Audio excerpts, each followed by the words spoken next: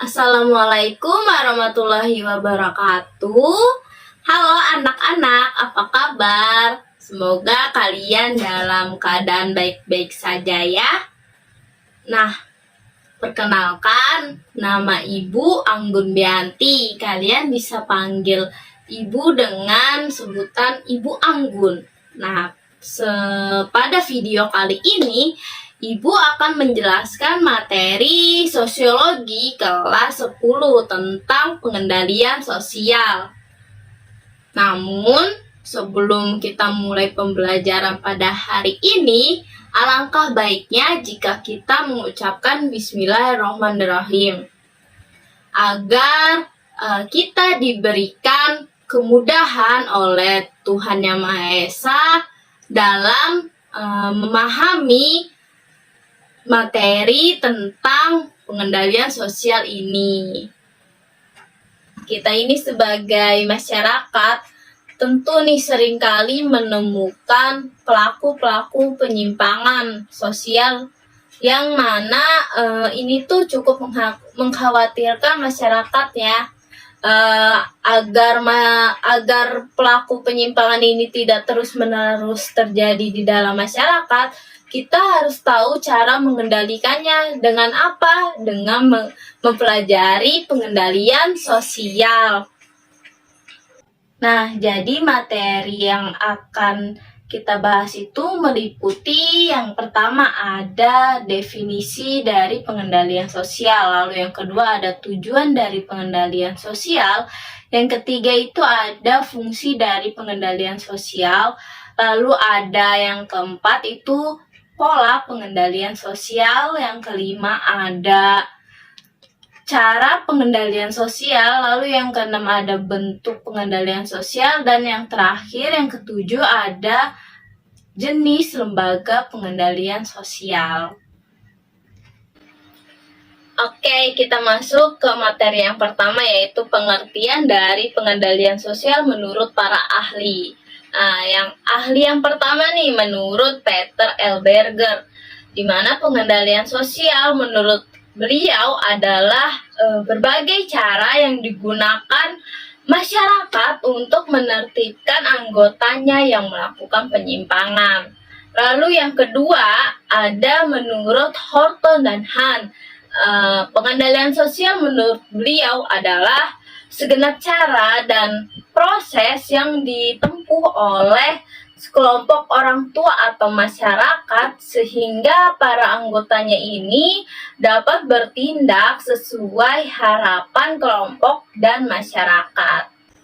Nah, jadi berdasarkan dua pendapat ahli ini dapat disimpulkan nih, pengendalian sosial ini merupakan bentuk pengawasan perilaku masyarakat agar terhindar dari kekacauan yang diciptakan oleh anggota masyarakat itu sendiri.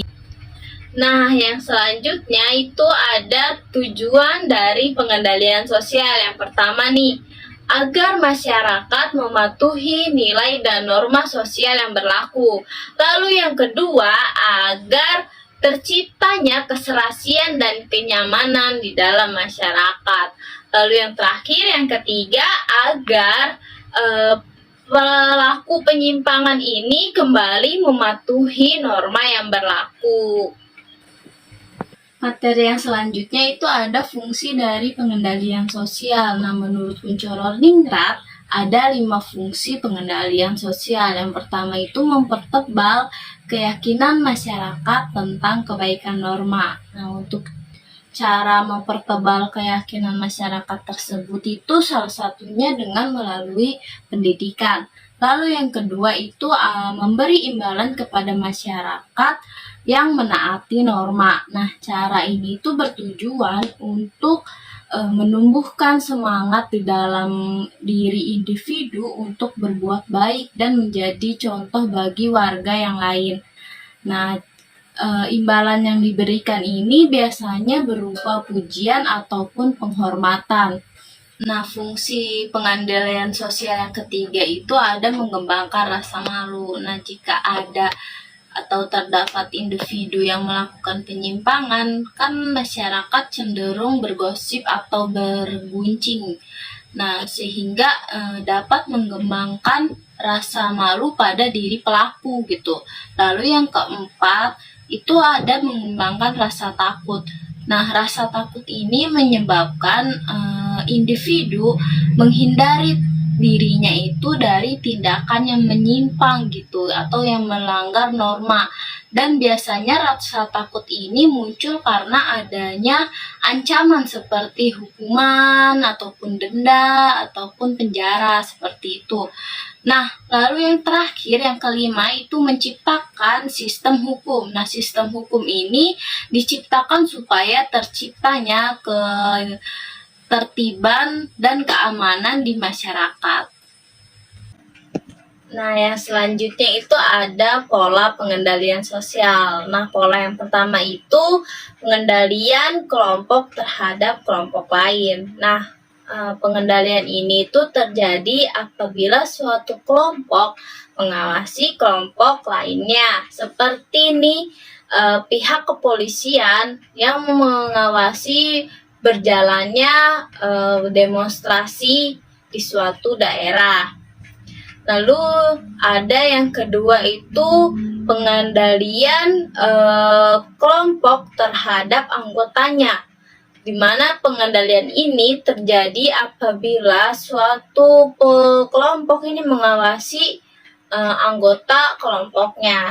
Contoh, di dalam suatu perusahaan ada anggota atau karyawan melakukan korupsi di perusahaan tersebut, lalu perusahaan ini mengawasinya kemudian dan memecatnya kayak gitu. Lalu yang ketiga itu ada pengendalian individu terhadap kelompok.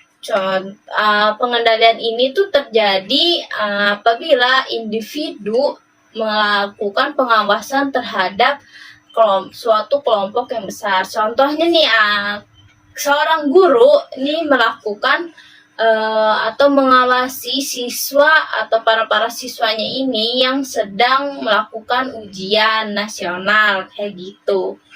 Lalu yang terakhir, pengendalian individu terhadap individu lain.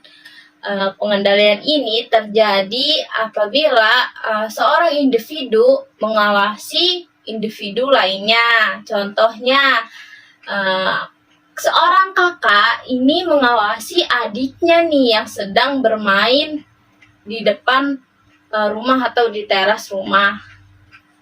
Selanjutnya itu ada cara pengendalian sosial. Yang pertama itu pengendalian secara preventif, di mana dilakukan itu dengan usaha mencegah sebelum terjadinya penyimpangan sosial di dalam masyarakat dengan cara sosialisasi, baik itu di keluarga, sekolah, maupun di lingkungan yang lain. Seperti ini, BNN atau pihak BNN ini melakukan sosialisasi tentang bahaya narkoba.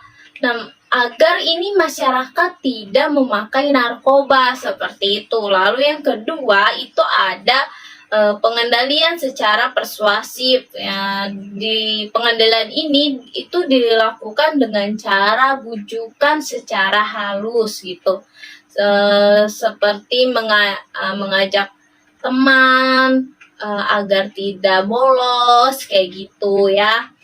Oke, pengendalian yang ketiga itu pengendalian secara represif. Nah, pengendalian represif ini dilakukan dengan cara koersif atau paksaan.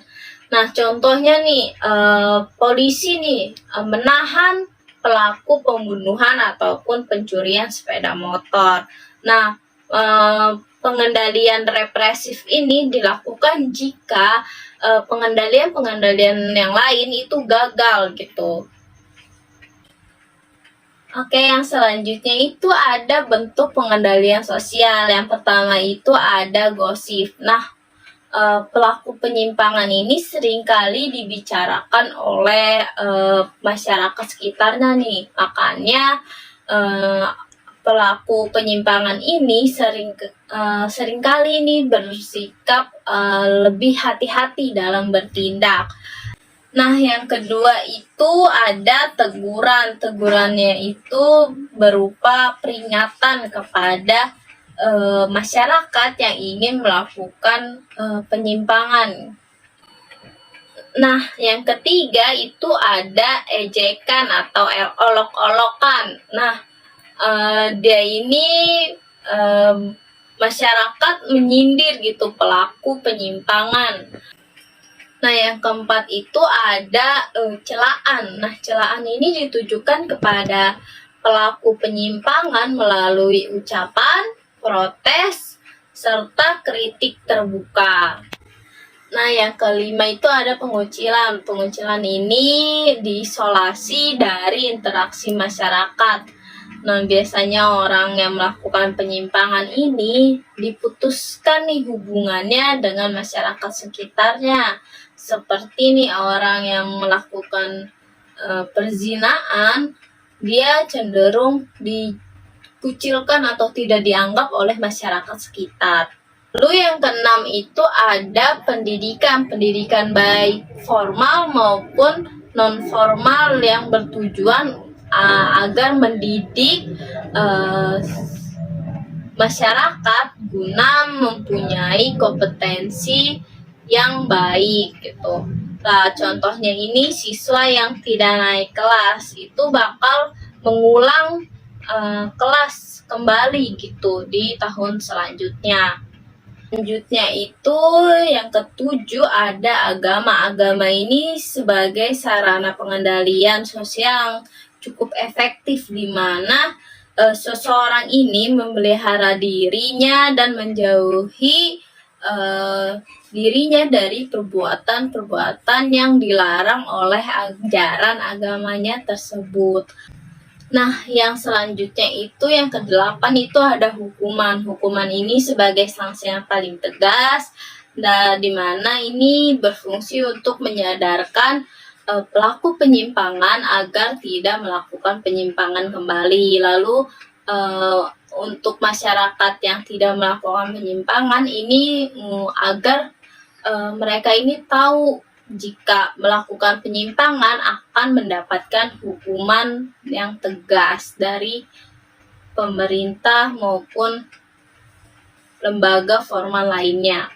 Nah, materi yang terakhir itu ada jenis lembaga pengendalian sosial. Nah, jenis lembaga pengendalian sosial ini ada dua. Yang pertama itu ada lembaga pengendalian sosial primer, di mana itu di dalamnya itu ada dua, dibagi lagi nih menjadi dua, yaitu pada masyarakat tradisional dan masyarakat modern. Pada masyarakat tradisional yang menjadi pengendali sosial itu adalah ketua adat atau kepala suku gitu. Lalu yang kedua pada masyarakat modern itu ada pihak kepolisian yang sebagai pengendali sosialnya, kemudian ada pihak pengadilan sebagai pengendali sosial. Lalu yang jenis lembaga pengendalian sosial yang kedua itu ada lembaga pengendalian sosial sekunder,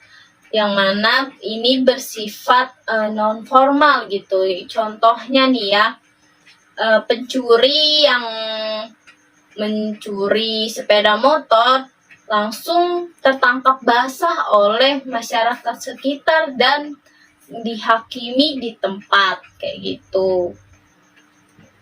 Alhamdulillah, materi tentang pengendalian sosial pada hari ini sudah selesai.